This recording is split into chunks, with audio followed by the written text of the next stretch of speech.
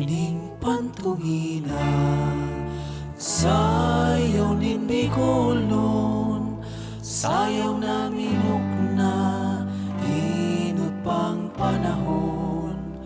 Kung pinagsasayaw kaumang paghilingon sa banwa o sa baryo, runa kay nin Bicol.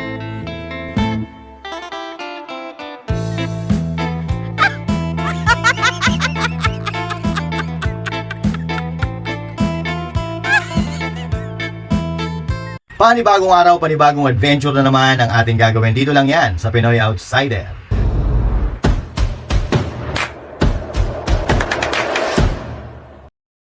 Ngayong araw ay may pupuntahan tayong isang lugar na tinaguri ang surfing capital ng Bicol Region. At dito lang yan sa Buena Vista, Gubat, Sorsogon.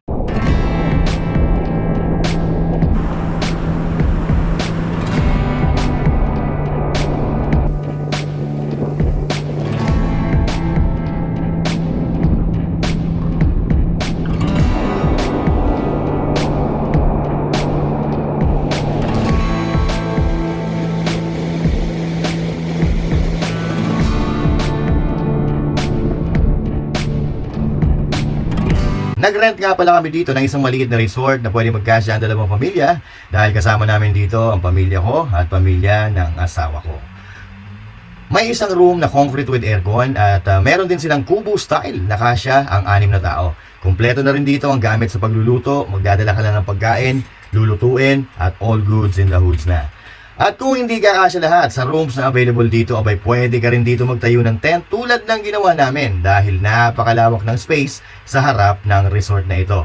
Andito nga pala kami sa Sun and Surf Haven na isa sa mga nakahilerang resort dito sa kabaan ng seaside ng Buena Vista, Gubat, Sorsogon. How to let you go, you go.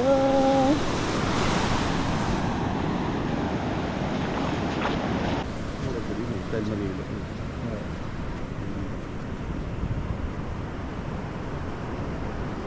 Karayot na. Eh. Di ba ito? Karayot na. Sa pinapo kita. Maswerte kami dahil kahit amihan season, napakaganda ng panahon at nakaka-relax pagmasdan ang ganda ng buwan habang pinakikinggan ang hampas ng malalaking alon sa dalampasigan. Hindi mo siya naka-vlog para malayasin ka ng kinabatan. Nasa malayasin ka ng kinabatan.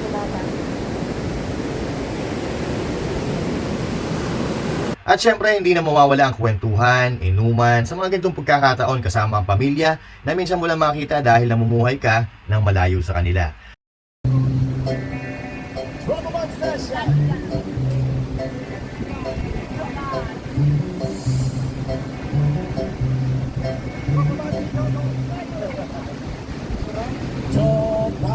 At kung gusto mo ma-experience ang Mala Siargao at Mala La Union feels na vibe, abay hindi mo na kailangan lumayo dahil meron yan dito sa Buena Vista, Gubat, Sorsogon.